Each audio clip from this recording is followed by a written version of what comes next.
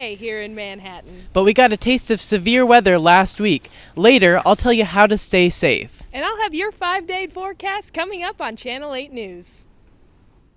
This is KKSU-LD, covering Manhattan, Riley County, and the Flint Hills, broadcasting in high definition from Kansas State University.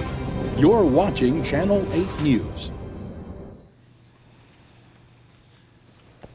Thanks for tuning in to Channel 8 News. Coming up on the show, students' involvement is in full swing as the semester wraps up around campus.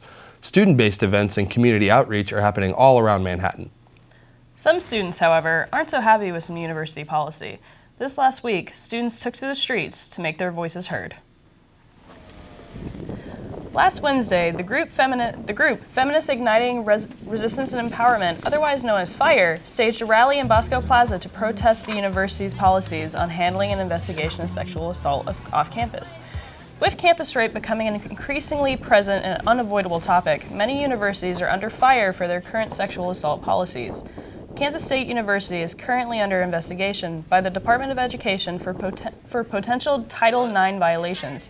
Current KSU policy states that the university is not required to investigate crimes that occur off campus. That is exactly what FIRE is hoping to help change. Here with us today in the studio is Channel 8 News reporter Andrew Shores and guest Jessica Haymaker from the KSU Center for Advocacy, Response, and Education. Andrew, Jessica? Thanks, Nick, and thanks so much for joining us today, Jessica. And maybe first off, for those of the viewers out there who don't know, what is the CARE Center? The CARE Center stands for the Center for Advocacy, Response, and Education. We are an on-campus office. We are a safe place for students, faculty, and staff who experience sexual and domestic violence, dating violence, sexual harassment, and stalking to receive services, to talk about their options on and off campus. And we can work with individuals no matter where the event occurred, when the event occurred, and no matter whether they report or not. And it seems like during these issues taking place at Kansas State University, this is an office maybe students could be aware of that exist, and there's some policies that students are pushing to change. Mm-hmm. Could you maybe describe those policies that are in place right now that students would like to see fixed? Yeah, I can refer to the policy. For those who are familiar with Google, if you type in PPM 3010, the first link that populates is K-State's policy. And that is the policy that K-State has created to uphold Title IX and to address issues of discrimination and harassment. So, do you think change is necessary? Have there been other universities throughout the country that have been able to change the policy through student action? I think listening to students' voices and students informing the policy is necessary, absolutely. Well, thank you so much, Jessica, for joining us in the studio this afternoon. We'll get ready and send it back to the anchor desk with Nick and Sarah. Thanks, Andrew. Last Friday, KSDB Radio hosted a roundtable discussion where professionals from the area discussed mental health and its importance to the community. The roundtable focused on mental health issues of suicide, anxiety, and depression. I appreciate it because I think it's long overdue for us to really focus on issues about mental health, talking about depression, anxiety, suicide, just as a community. So I was really appreciative that we had the opportunity to talk about it. Certainly, if you're a college student here, counseling services on campus is certainly an option and is here for that very reason. For college students, for whatever reason, don't want to get services on campus, or maybe they're starting to move off campus or on their own, there's a community mental health center that covers every county in Kansas. Following a budget cut from the state government to higher education this year, programs here at Kansas State are pinching pennies in order to stay afloat. Channel 8 reporter Avery Osen spoke with the Director of Journalism and Mass Communications, Birgit Vosmuth, to see how the A.Q. Miller School is keeping up with the cuts this year. The last thing that a director of a program here at K-State wants to deal with during the fiscal year is a deficit and where to cut different goods and services in order to keep the program going. Here in the Journalism and Mass Communication Department, instructional fees, which are $8 a credit hour, help pay for numerous things in the school.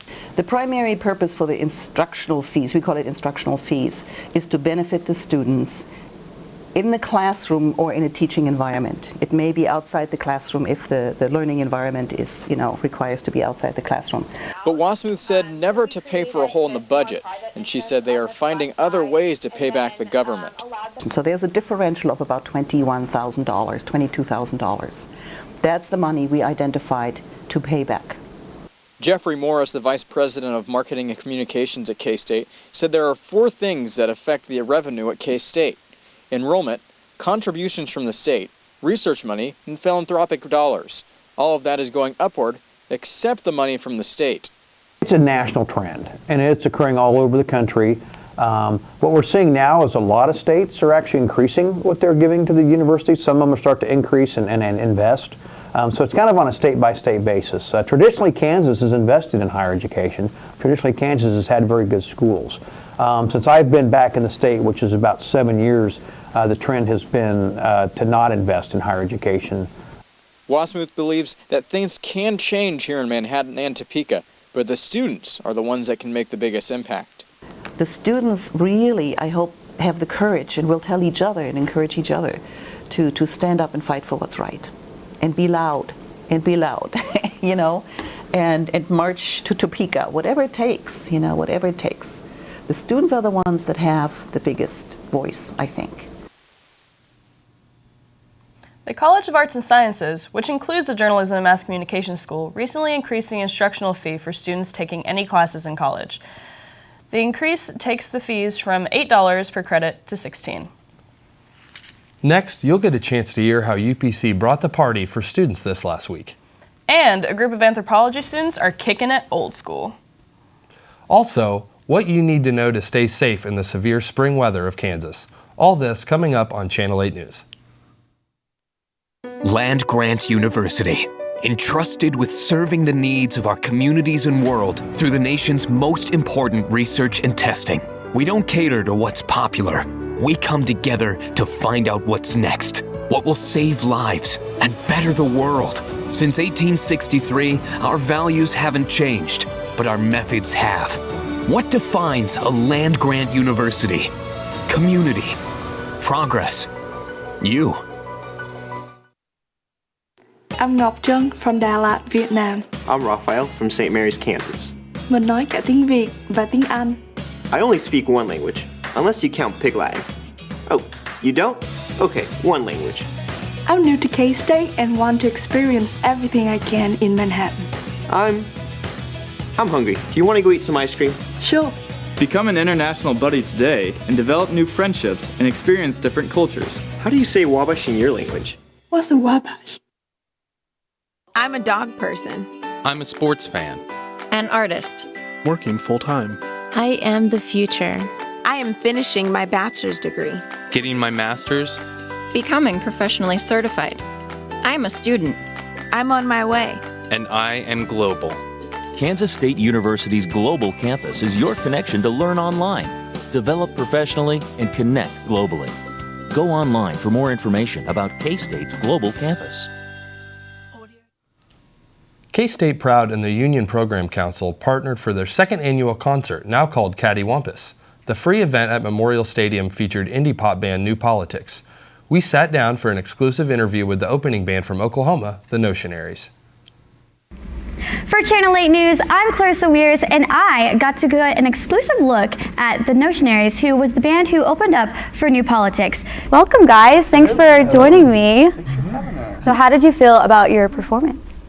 K-State's a lot cooler than I thought it was going to be. It was really good energy out there, and I felt like everybody was into it. The people have been so sweet coming up to us at merch and stuff. So, yeah, it was awesome. It was like your first time performing for like a college. Did you guys have to change like your set at all, or like react differently to the crowd? It definitely was like a special experience to see like just playing in a college.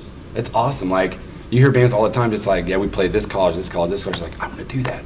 Because that's a really fun crowd. And they were, I mean, the dynamic, they'd sit on the ground, and then as soon as they thought we were about to start, they all bum rushed the front, and you don't really see that often. I think it's rad that it was free, it was open, like people could just come hang out. Like that's the way that concerts need to go, especially at like colleges and universities. Yeah. Like that's rad. You guys know how to do it. What was your reaction whenever they asked you to come to K-State and open for New Politics? Heck, 5 years ago, I watched New Politics open up at a big show I went to in Oklahoma City. And I'm getting to open up for them today. It's a really cool moment. Would you guys consider ever coming back to K-State and performing for us? Oh, see you next week. Yeah. Next week. Yeah, absolutely come back. Speak Frogs, we had a blast. It was from the very get-go. Everybody responded well, and lots of smiles, man. It's like sometimes you go to places and people are like, okay, cool, let's do this thing, and man, right off the bat, everyone was ready to go.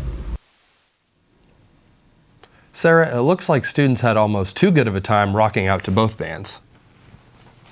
Certainly reminded me to celebrate students helping students. Yeah, absolutely. But concerts aren't the only thing that students are doing around town. Channel 8 News reporter Mackenzie Dinas discovered a group of unique K-State students who are tapping into an older and wiser crew at Meadowlark Hills retirement community. Age is just a number. That has been the motto as 10 anthropology students have lived at Meadowlark Hills this spring. Let's go check out the retirement community that they call home. Come on in. The students have the opportunity to take what they learned in Dr. Wesch's anthropology class and put it to practice as they immerse themselves into a different culture.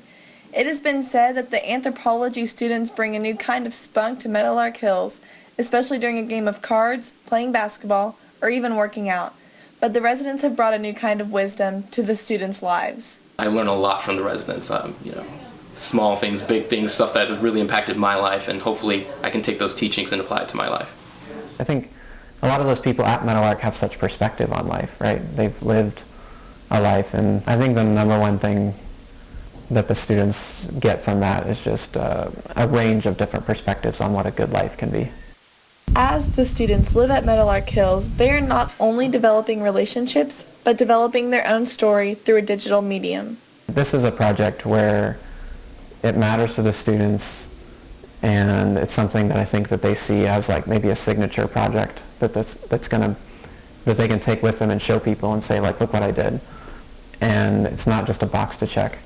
These college students became motivated to learn about anthropology because they earned more than a grade, they developed relationships. I'm Mackenzie Dinas, reporting for Channel 8 News. This is the fourth year that Dr. Wesch's anthropology students have lived a semester at Meadowlark Hills. Each student had to complete a detailed application. The opportunity is open for students in all majors. If you're interested in joining the experiment, be on the lookout for the application next fall. After all this crazy weather we've been having, I don't know whether I'll be needing sunglasses or rain boots. I couldn't agree more. Fortunately, we've got weather expert Liz Heath here with us to let us know what to expect. What do you say, Liz? That's right, guys. You'll have to wait for my 5-day forecast to find out what's around the corner for the clouds. But first, James Copeland is going to fill you all in on all you need to know the next time you hear those tornado sirens go off in your neighborhood. All that and more on Channel 8 News. What ignites inspiration? It's sparked in every victory, every banner carried high. It's lit in traditions that bind each generation together. It's found in the people who push us to never settle and who serve those without a voice. It's iconic. It's groundbreaking. It's a new generation of world changers and answer seekers. What ignites inspiration? Tradition. Passion. You. Hi, I'm Tunde from Lagos, Nigeria. And I'm Ronnie from Spring Hill, Kansas. During festivals, I wear my kaftan. On K-State game days, I wear purple and a foam finger. I've never been to an American football game. I've never been out of this country. You want to go tailgating this weekend? Sure. Become an international buddy today and develop new friendships and experience different cultures. Would you happen to have a purple kaftan? Only for game days. Powerful ideas are sparked by a natural curiosity. It could begin with a single seed or a brilliant ray of light. At Kansas State University, it begins with research that advances the world, where science and creativity meet. At Kansas State University, powerful ideas begin with you.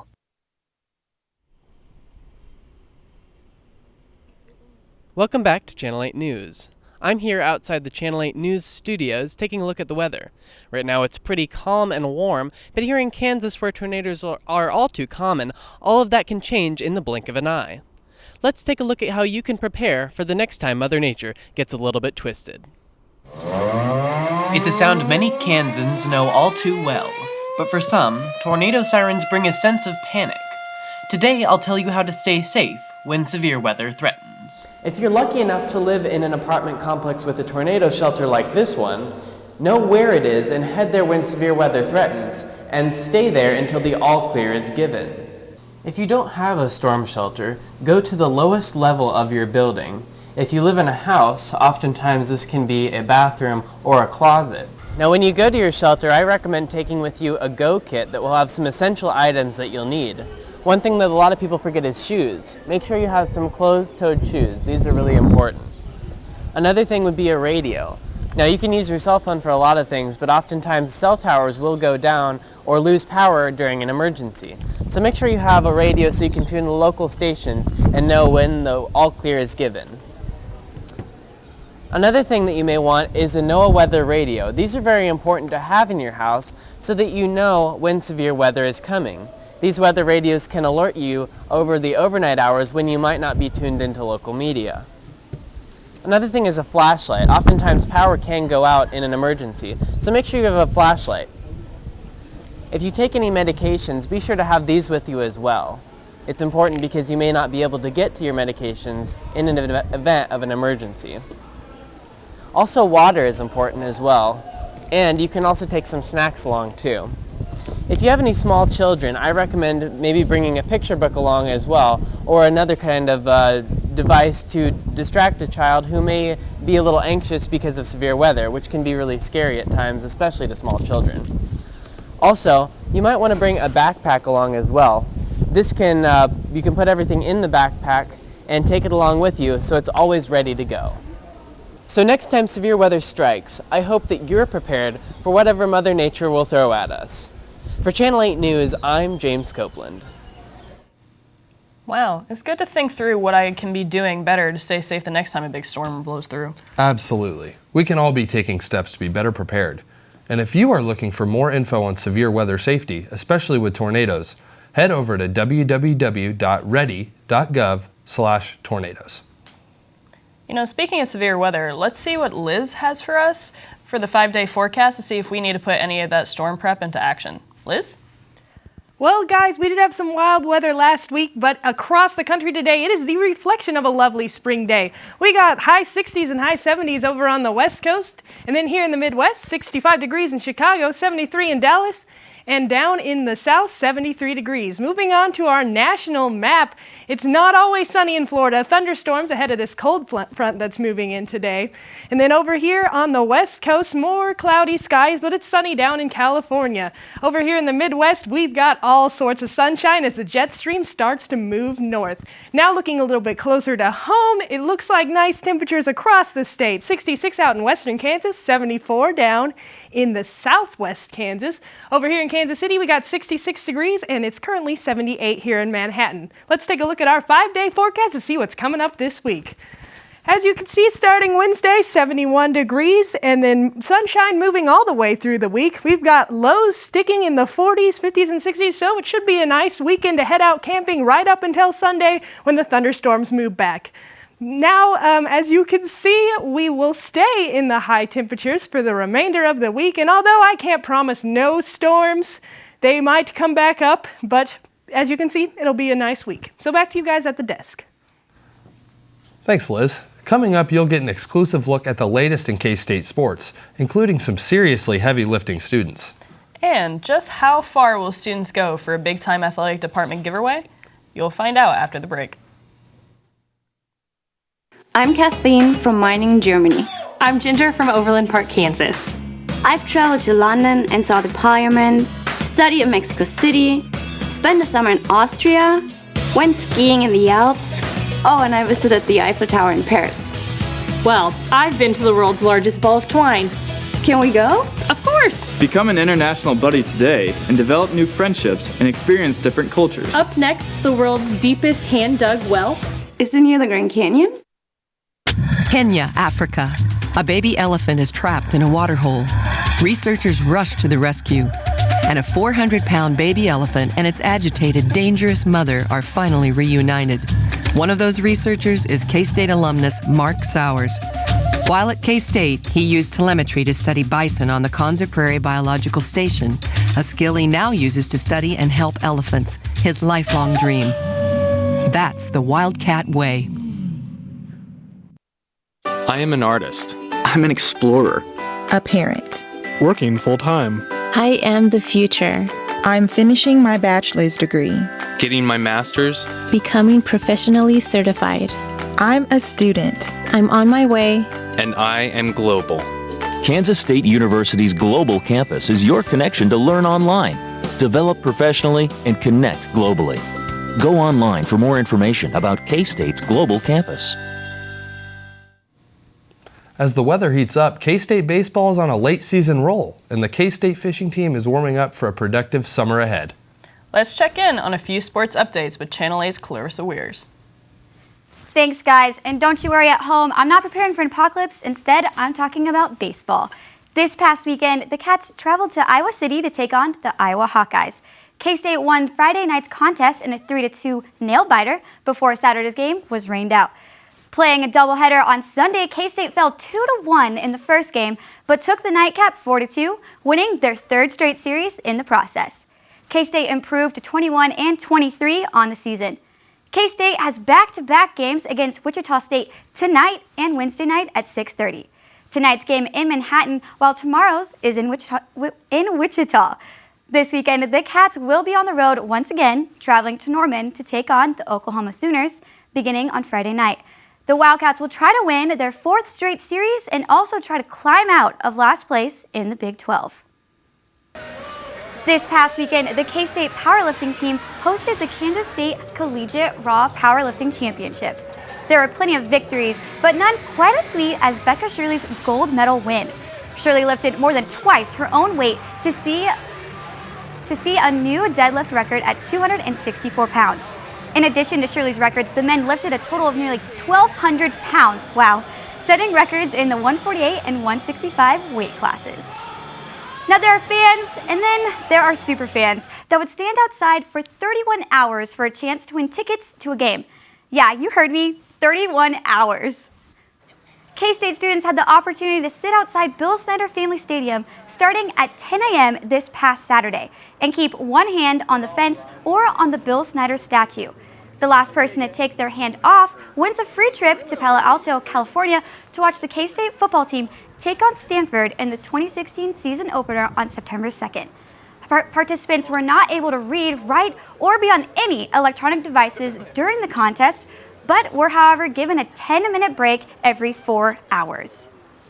Compared to the 4 hours staying in here, it's pretty short. Had enough time to run the restroom, run in the car, and it's over just like that. Quickest 10 minutes real quick of the day.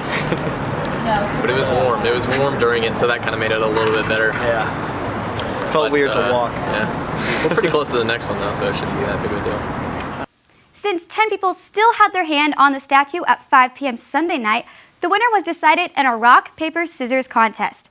The winner of the contest was Isaac Chillions, who, after he won, said he just wanted to sit down. Can't blame him for that. And he has not decided who is going to take on the trip, but just so you know, Isaac, I got a free weekend. So that's all for sports. I'm going to hit it back to our home plate at the news desk. Thank you, Clarissa.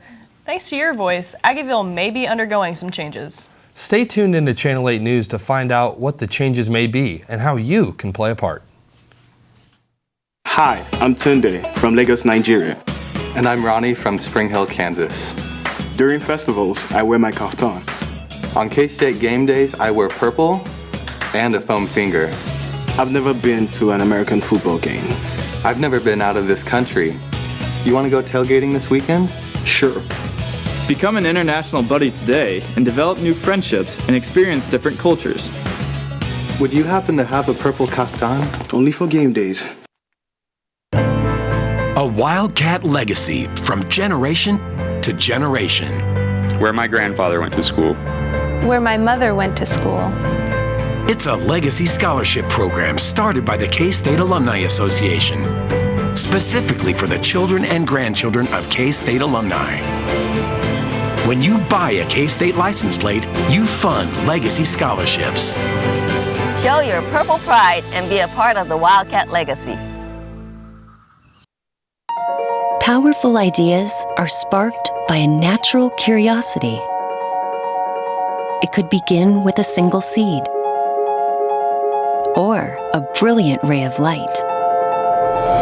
At Kansas State University, it begins with research that advances the world, where science and creativity meet. At Kansas State University, powerful ideas begin with you. The heart of Manhattan, where students and permanent residents alike visit daily, is getting ready for a facelift and redevelopment. Channel 8 News reporter Catherine Curtis takes to the streets to see what the Aggieville vision has in store for Manhattan. The center and the most common Manhattan hotspot that bridges the gap between K-State students and permanent residents prepares for more than just a facelift. So the Aggieville Community Vision is an attempt to capture a citywide, community-wide vision for the future of Aggieville. To encompass the wants and needs of many, the city looks for participation from the community. An open house, along with online tools such as a survey and map, give those a voice in the redevelopment. Well, being a parent and a student and someone who walks a lot in the community, I'd like to see more pedestrian-friendly options. We like to ride our bikes frequently, but oftentimes due to a lot of the car traffic congestion, it makes it a little difficult and somewhat a little unsafe for our daughter. So if we could have the streets aligned in a way where there wasn't a lot of traffic, we could easily ride our bikes, but it would also maintain its, charm. The Aggieville Improvement Map also shows several interested in improving the cosmetic appeal and usability of Triangle Park. Others want to see more street closed off to vehicle traffic and become a centralized civic space. There's a few trends that we're seeing so far. Parking is obviously a huge concern, almost unanimously with anyone you ask. Streetscape issues, can we plant trees on Morrow? Can we get better lighting or better sidewalks? Open up opportunity for more street side cafe seating. Aggieville's always been really a unique space because you can use it for nightlife for the students, but you can also have family time during the day, going to the shops, the bookstores, the restaurants. So I think it needs a mixture of both to keep that Aggieville vibe that it's always had. This is just the first stepping stone in the plan of Aggieville. The Aggieville vision will hopefully begin its process soon. Reporting for Channel 8 News, this is Catherine Curtis. If you want more information on what is happening in the Little Apple, check out the city's website at www.cityofmhk.com. That's all the time we have for this week, folks. This is our final show of the semester, so on behalf of the entire Channel 8 News team, we thank you for tuning into Channel 8 News this year. We will be back next September bringing you the latest news from around the Manhattan community. Thank you for watching.